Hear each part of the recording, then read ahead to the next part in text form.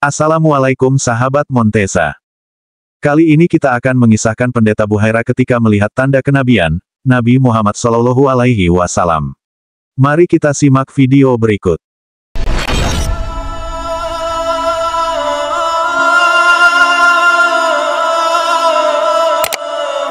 Ketika Nabi Muhammad SAW masih belia dan belum diangkat sebagai utusan Allah Subhanahu wa Ta'ala, beliau pernah bertemu dengan seorang pendeta yang melihat tanda kenabian pada dirinya. Bagaimana kisahnya? Ibnu Ishaq dalam As-Sirah An-Nabawiyah yang diterjemahkan Ali Nurdin menceritakan sebuah riwayat mengenai pendeta, rahib, asal Bushra, Syam bernama Buhaira yang mengetahui kenabian Muhammad saat berjumpa dengannya. Kisah bermula ketika Abu Thalib, paman Nabi SAW, hendak berangkat ke Syam bersama kafilah dagang. Saat persiapan keberangkatan, Muhammad SAW yang berusia belia ingin ikut. Umur beliau sekitar 9 atau 10 atau 12 berdasarkan riwayat yang berbeda. Hati Abu Thalib pun luluh. Ia berkata kurang lebih, "Demi Allah, aku akan membawanya pergi. Ia tidak akan berpisah denganku dan aku juga takkan meninggalkannya." Setelahnya, ia pergi dengan membawa keponakannya itu. Tibalah rombongan dagang di Bushra, wilayah Syam. Di sana dikenal seorang pendeta yang senang menyendiri dan tak pernah keluar dari biaranya sejak menjadi diangkat rahib. Ia menjadi rujukan ilmu bagi pemeluk ajaran Nasrani dan mereka mempelajari ilmu agama darinya. Namanya Buhaira. Banyak dari kalangan dagang Quraisy yang kerap mampir di tempat itu. Tetapi pendeta Buhaira tak pernah bicara dengan mereka, bahkan menampakkan diri sekalipun kepada mereka. Pada tahun itu, saat kafilah dagang Abu Thalib menepi di dekat biara, Buhaira telah menyiapkan banyak hidangan. Diduga karena sesuatu yang ia lihat dari dalam biara.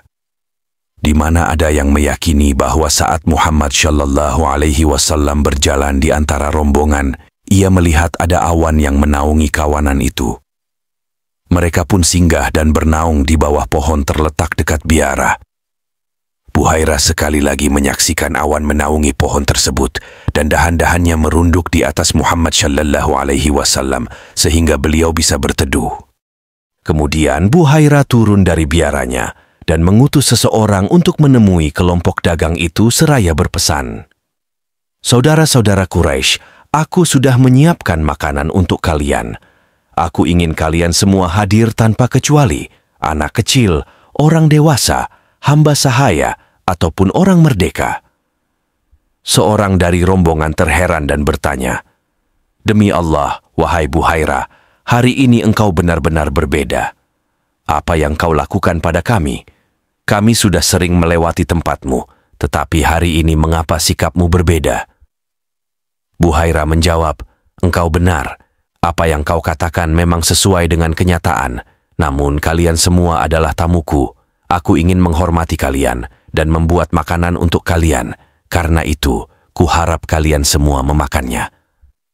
Akhirnya seluruh kafilah dagang berkumpul di biara dan hanya Muhammad SAW yang tidak ikut lantaran usianya masih anak-anak. Beliau memilih untuk menunggu dan menjaga di dekat tunggangan mereka di bawah pohon itu.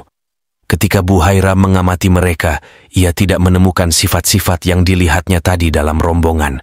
Maka ia mengatakan, "Saudara-saudara Quraisy, tak boleh ada seorang pun yang tertinggal dari menyantap makanan yang kupersiapkan."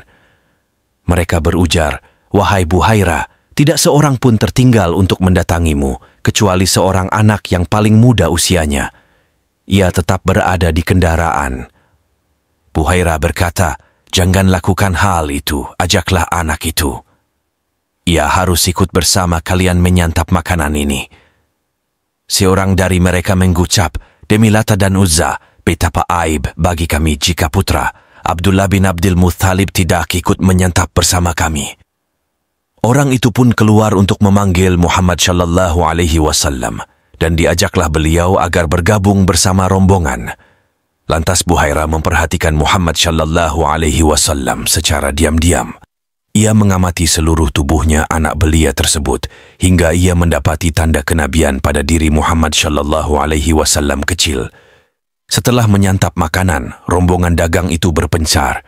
Kemudian Buhairah mendekati Muhammad sallallahu alaihi wasallam sambil bertanya, "Nak, demi Lata dan Uzza aku akan bertanya kepadamu dan engkau harus menjawab pertanyaanku."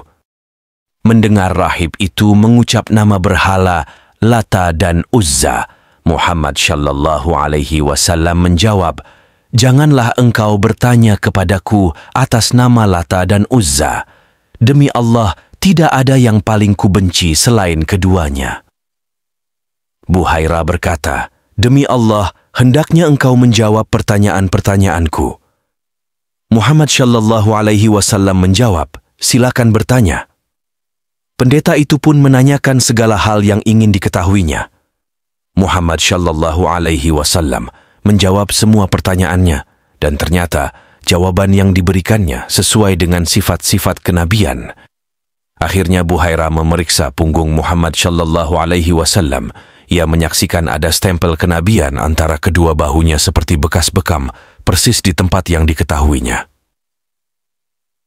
Setelah mencermati Muhammad sallallahu alaihi wasallam selesai, Buhairah bertanya kepada Abu Thalib. Ia bertanya, "Anak siapa ini?" Abu Thalib menjawab, "Dia anakku." Buhairah menentang, "Ia bukan anakmu. Tidak mungkin anak ini punya seorang ayah yang masih hidup." Abu Thalib membenarkan, "Memang ia anak saudaraku." Buhairah bertanya kembali, "Apa yang dilakukan ayahnya?" Abu Thalib mengatakan, "Ia sudah meninggal saat ibunya mengandung anak ini." Rahib itu berujar, "Engkau benar. Sebaiknya engkau segera membawa keponakanmu ini kembali ke negerimu, dan berhati-hatilah terhadap orang Yahudi. Demi Allah, kalau sampai mereka melihat anak ini dan mengetahui apa yang ku ketahui, mereka akan melakukan sesuatu yang buruk terhadapnya. Sungguh, keponakanmu ini akan memiliki kedudukan yang agung. Sekarang, pulanglah cepat-cepat ke negerimu," ungkap Buhairah. Selesainya urusan dagang di Syam, Abu Thalib langsung membawa Muhammad sallallahu alaihi wasallam pulang ke Makkah. Dikatakan ada 3 orang ahli kitab, Zurair, Tammam, dan Daris, menyaksikan Muhammad sallallahu alaihi wasallam sebagaimana yang dilihat oleh Buhairah ketika perjalanannya bersama Abu Thalib. Dan mereka pun menginginkan Muhammad sallallahu alaihi wasallam, tetapi Buhairah mencegahnya sembari mengingatkan mereka akan Allah subhanahu wa ta'ala. Kemudian mereka membiarkannya. Begitulah Muhammad sallallahu alaihi wasallam yang kemudian tumbuh menjadi pemuda yang berada dalam perlindungan dan pemeliharaan Allah sallallahu alaihi wasallam. Dia memeliharanya dari noda kaum jahiliyah karena menghendaki kehormatan dan kerasulan untuknya kelak di masa dewasa. Beliau menjadi orang yang baik kepribadiannya, bagus akhlaknya, mulia garis keturunannya, tinggi kesantunannya, benar bicaranya, agung amanahnya, dan paling jauh dari kekejian dan perangai tercela.